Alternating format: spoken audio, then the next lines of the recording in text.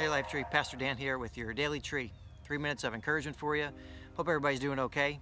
And I don't know if you're like us, but we've sort of been discovering things as we are staying at home so much longer. You know, there's things that we kind of haven't noticed that we've, things we walked by, things we got used to. And it's like, wow, hey, did you know we had this? You know, or the kids are finding toys and like, hey, I forgot we had this, and then they play with it for a couple hours or so. You know, you're finding stuff. It's like, I didn't know, I forgot we had it. It's just things that are laying around, but we've been too busy. And in the past we would have walked by it or taken it for granted. But now that we've got all this time, we're discovering things. You know, you're looking through the kitchen and you're like, oh, look, there's a spice that we haven't used. Let's try that. Or, hey, did you know, hey, look, we got an extra roll of toilet paper. You know, things that we're just discovering that are laying around. And it just comes to mind because there's a passage in James which says this. It's James 5, verse 16. And it says, the earnest prayer of a righteous person has great power and produces wonderful results.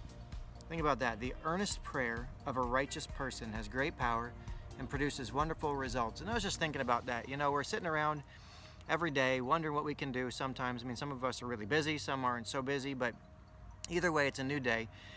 And just trying to figure out what to do with our days. And, you know, prayer is one of those things that I don't know how often you pray, but it's just been sticking in my head that, you know what, we're not powerless. We're really not powerless. It might be something that maybe you've walked by, you've been too busy to do, but right now I just want to encourage you. Our branches group is sort of looking through prayer right now, and it's really sticking out in my head that, man, prayer is important.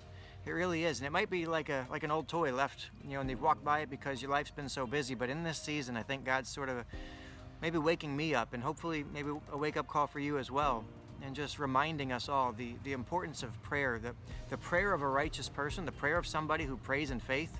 Man, it's got powerful results. It does stuff. And I just want to encourage you, the prayers that you're praying right now, you can go to war for people. You can pray for your neighbors, pray for your family, pray for our leaders, pray for our government, pray for everybody who's got to make decisions, pray for our workers right now. I just want to encourage you. As we do the high five, remember the high five? As you go through that, would you commit maybe to spending time each day in prayer? Just to how powerful that could be. Might be something, again, that we just got laying around, but it's there, and we should not be neglecting it. So I just want to encourage you with that today. The prayer of a righteous, the earnest prayer, the faithful prayer, the effective prayer of a righteous person, man, it's powerful. So you've got power today available to display. Use it, leverage it, pray away, saints. So I want to encourage you with that. We love you. God bless you. Can't wait to see you soon.